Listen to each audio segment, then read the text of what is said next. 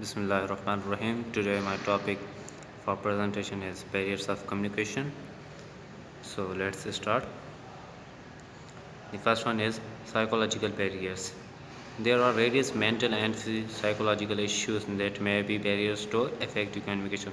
Some people have stage fear, speech disorder, phobia, depression, etc. All of these conditions are very difficult to manage sometimes and will most certainly limit the ease of communication.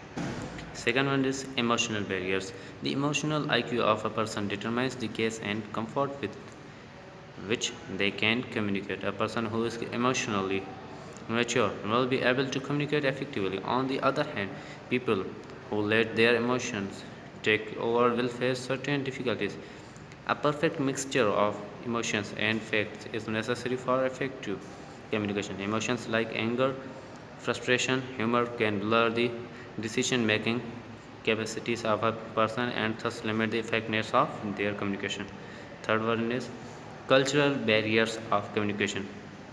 As the world is getting more and more globalized, any large office may have people from several parts of the world. Different cultures have a different meaning for several basic values of society, dressing, religious or lack of them, food, drinks, pets, and general behavior will change drastically from one culture to another. Hence, it is a must that we must take these different cultures into account while communication. This is that we all being culturally appropriate. In many multinational companies, special courses are offered at the orientation stage that let people know about other cultures and how to be courteous and tolerant of others. Number four is technological barriers and socio religious barriers.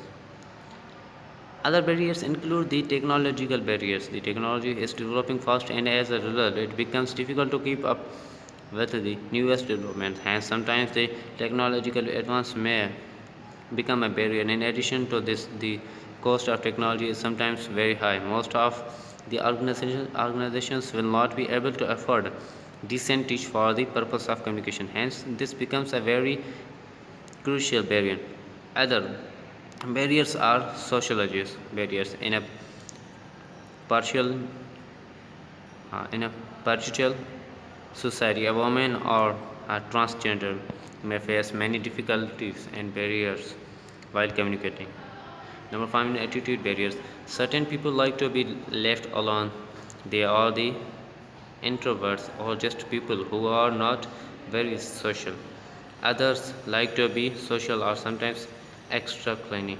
Both these cases would become a barrier to communication. Some people have attitude issues like a huge ego and iconoclast behaviors. These employees can cause severe strains in the communication channels that they are present in certain personality traits like shyness, anger, social anxiety may be removable through courses and proper training.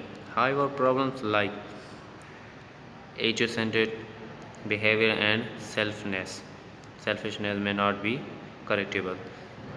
Number five is organizational structure barriers. As we saw, there are many methods of communication at an organizational level.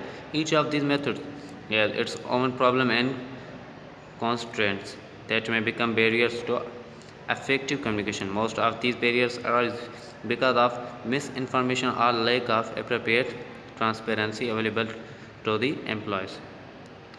Perception barriers. Different people perceive the same things differently. This is a fact which we must consider during the communication process. Knowledge of the perception level of the audience is crucial to effective communication. All the messages or communication must be easy and clear.